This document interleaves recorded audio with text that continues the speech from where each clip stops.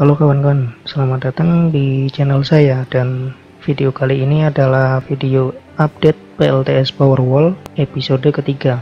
Episode kali ini saya akan mengganti dan membangun ulang baterai pak kedua, karena baterai pak nomor 2 ini selalu menjadi pak yang susah untuk di balancing serta berkapasitas rendah.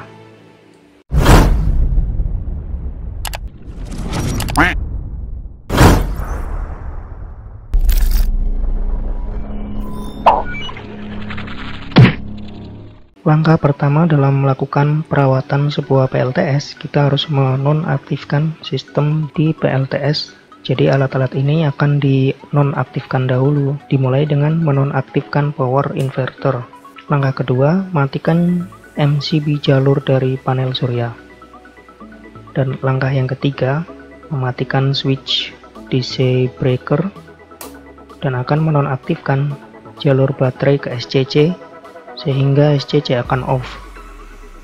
Setelah semua alat off, barulah kita bisa melepas baterai paknya. Mari kita mulai.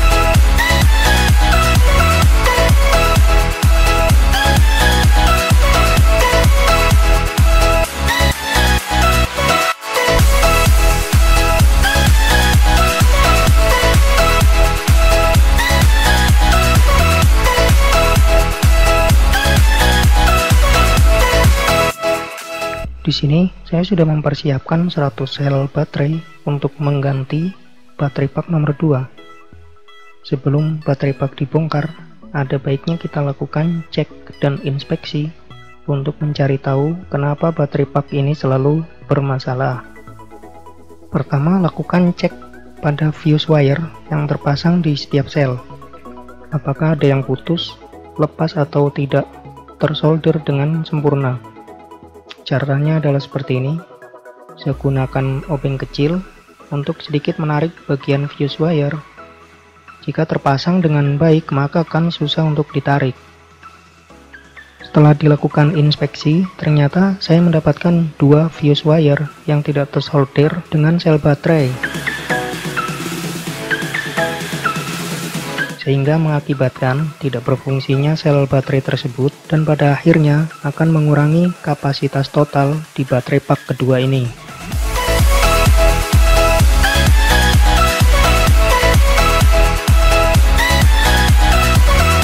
Di sini saya lakukan penyolderan pada fuse wire ke sel negatif baterai supaya tersambung lagi.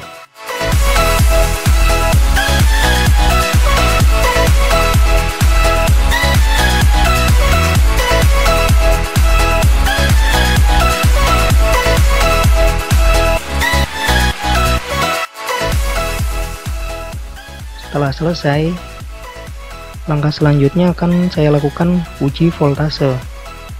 Caranya yaitu lepas terlebih dahulu fuse wire pada bagian positif dari 100 sel tersebut.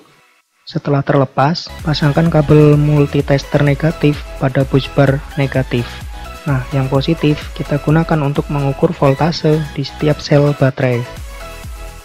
Lakukan tes di setiap sel, dan jika ada voltase baterai yang beda atau lebih rendah dari rata-rata, beri tanda dengan spidol di sel tersebut, dan nantinya akan kita uji lanjut terhadap sel tersebut. Nah, di sini saya mendapatkan beberapa sel yang memiliki voltase lebih rendah dari rata-rata baterai. Kemudian saya beri tanda dengan spidol hitam.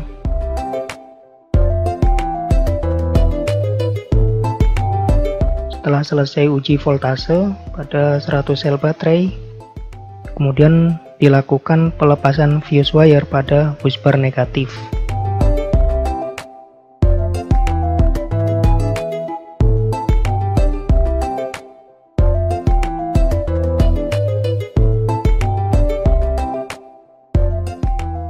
dan dilanjutkan dengan melepas holder baterai di satu sisi terlebih dahulu.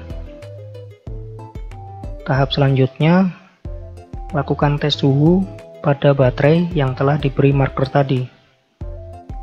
Kalau suhunya normal, berarti sel tersebut kemungkinan masih bagus. Setelah saya lakukan tes, ternyata saya mendapatkan 2 sel yang suhunya hangat dan perkiraannya lebih dari 50 derajat Celcius karena terasa sekali saat digenggam di telapak tangan. Untuk suhu sel yang lain yang voltasenya rendah, ini suhunya normal semua. Kemudian untuk sel baterai pak kedua yang kapasitasnya tinggi, yang 1900 dan 1800, ini saya lakukan pengecekan kapasitas lagi. Jika memang masih tinggi, maka akan saya gunakan untuk pengganti di baterai pak bersama sel-sel yang baru.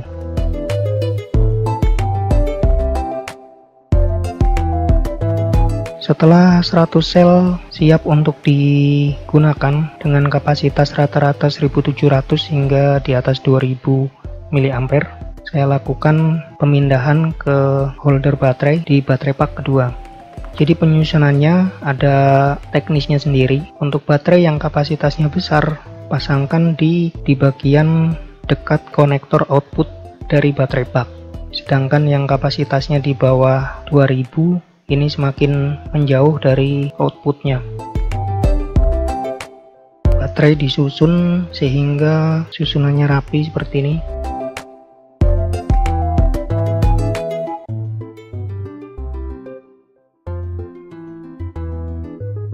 Oke, baterai pak saya sekarang sudah lengkap. Ada 100 sel untuk pengganti baterai pak kedua. Karena yang 1800 masih kurang jumlahnya, jadi saya gunakan yang kapasitasnya mulai dari 1700 hingga tertingginya ada di 2500. Setelah ini saya akan lakukan soldering pada kutub positif dan negatif. Jadi seluruh sel saya solder dulu supaya permukaan di kutub positif dan negatif menjadi seperti ini. Sel-sel ini nantinya akan saya recycle lagi, melakukan uji kapasitas dan juga nilai internal resistance, kemudian bisa dimanfaatkan kembali untuk baterai pak lainnya. Jadi ini saya simpan dahulu.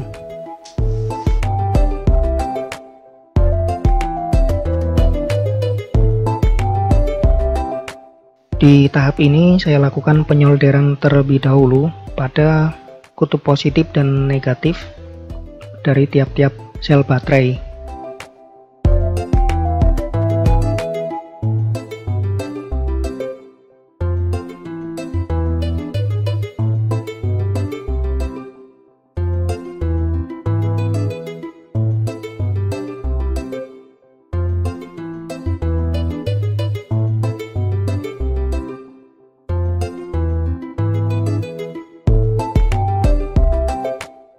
Jika ada bagian sel baterai yang susah untuk disolder, terutama yang berkarat seperti baterai ini, maka saya lakukan pengamplasan dengan kertas amplas hingga mengkilat atau bersih, permukaan baterainya bersih, kemudian baru dilakukan soldering sehingga timahnya bisa menempel dengan sempurna. Setelah kutub positif baterai tersolder dengan baik, kemudian kutub negatif juga diberikan timah solder.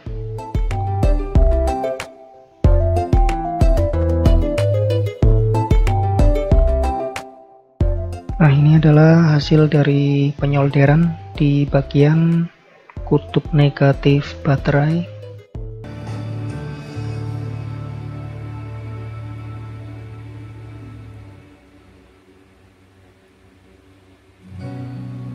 Langkah selanjutnya ini mengganti wrap atau kulit dari baterai pada sel-sel yang saya letakkan di bagian terluar dari baterai pak. Jadi biar warnanya sama. Cukup mudah sebenarnya prosesnya. Jadi tinggal dipotong, kemudian dikupas kulitnya, kemudian dipasangkan dengan wrap yang baru. Dan jangan lupa ring yang terdapat di kutub positif baterai tetap dipasangkan ya, karena ini spacer dan protektor.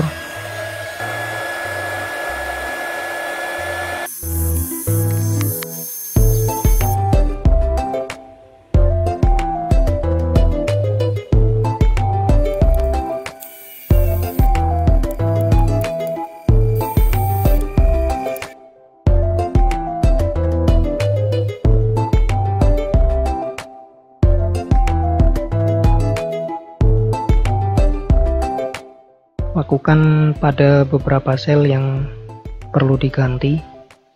Tidak semua sel saya ganti, jadi sel-sel yang terluar dari baterai pak.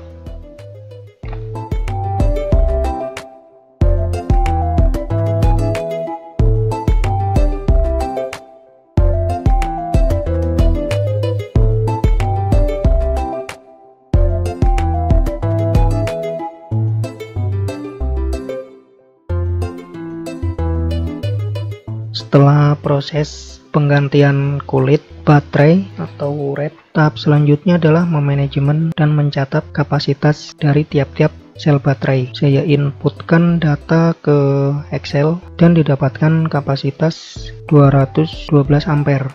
Lanjutkan pemasangan holder baterai.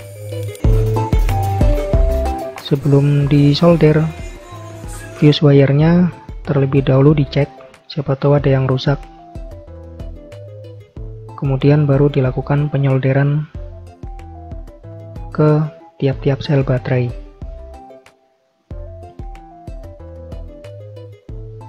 Jika ada fuse wire yang rusak, maka bisa diganti dengan kabel yang sama.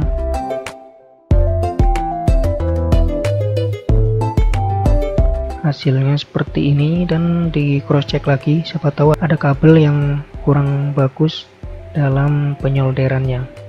Saya lakukan sebelum memasang fuse wire di kutub positif baterai, saya lakukan uji tes voltase. Siapa tahu ada baterai yang tegangannya ngedrop. Selanjutnya saya solder fuse wire-nya di kutub positif baterai. Jika sudah selesai, maka baterai pak ini siap dipasangkan kembali pada power wall.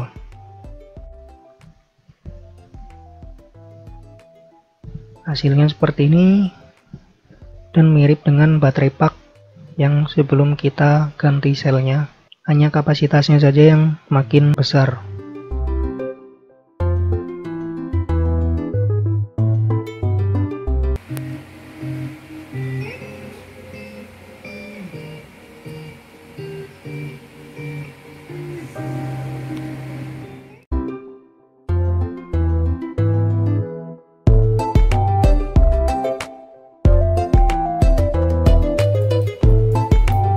Oke, langkah selanjutnya di sini saya pasangkan baterai pak kembali ke power wall.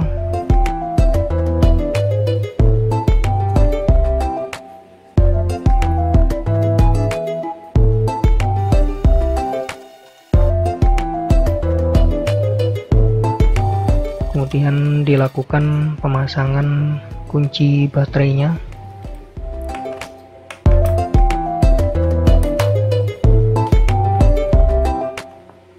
Setelah itu konektor-konektornya dipasangkan kembali.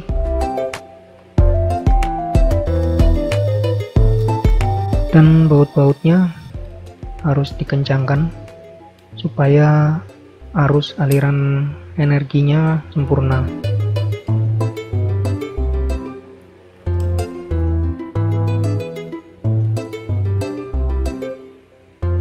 Pasangkan kembali dan rapikan kabel-kabel seperti semula.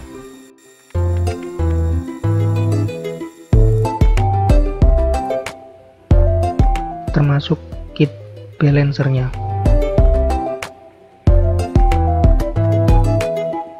Oke, ini sudah selesai.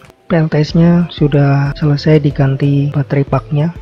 Langkah selanjutnya, pasangkan kabel sensor BMS menyalakan DC breaker dan juga menyalakan MCB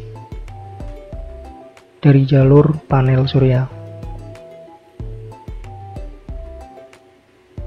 Dan energi yang masuk sudah terbaca 170-an watt.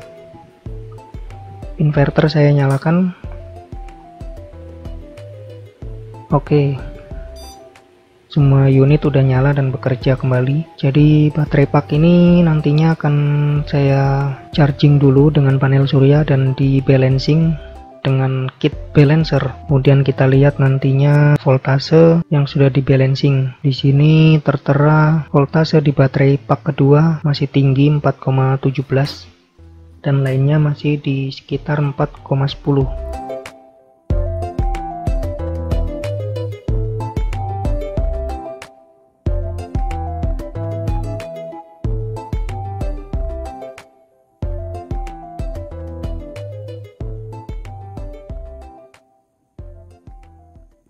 Inverter sudah nyala, penggunaan energi 53 kWh, input charging dari panel surya 170 watt,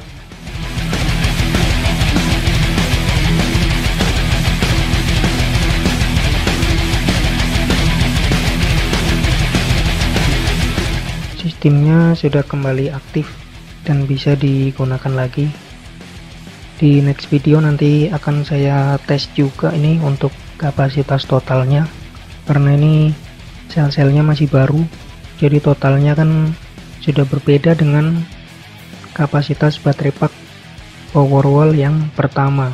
Jadi ditunggu aja updatean video selanjutnya. Terima kasih yang sudah menyimak, semoga bisa sedikit membantu teman-teman yang punya baterai pak bagaimana cara mengetahui sel yang kurang bagus pada baterai pak yang kita pakai. Sampai jumpa di next video.